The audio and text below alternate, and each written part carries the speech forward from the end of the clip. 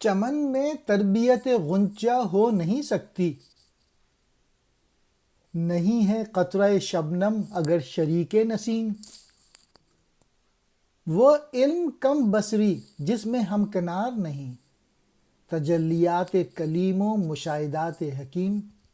علامہ اقبال کہہ رہے ہیں اگر صبح کے وقت شبنم ہوا کا ساتھ نہیں دے گا تو باغ میں کلی کیسے کھلے گی، کیسے پرورش پائے گی؟ اور ایسا علم جس میں حضرت موسیٰ علیہ السلام کی تجلیات اور حکیم کے مشاہدات ساتھ نہ ہوں، وہ علم علم نہیں ہے، جہالت ہے۔ لہٰذا وہ علم جو نظر میں درستی اور دل میں پاکیزگی پیدا کرے وہ دین کا حصہ ہے۔ مین میسج یہ ہے کہ جب تک علم آسمانی دین سے ہم آہنگ نہیں ہوگا تب تک جہالت ہے۔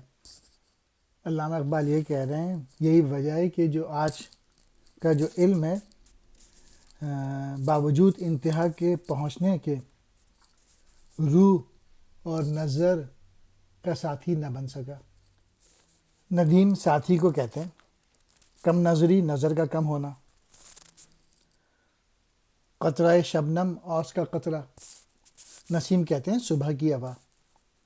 کم بصری، کم نظری، کم علمی، ہم کنار ساتھ شامل ہونا، تجلیات اللہ تعالیٰ کے جلوے، کلیم حضرت موسیٰ علیہ السلام، مشاہدات آنکھوں سے دیکھنا اور سمجھنا، حکیم کہتے ہیں فلسفی کو۔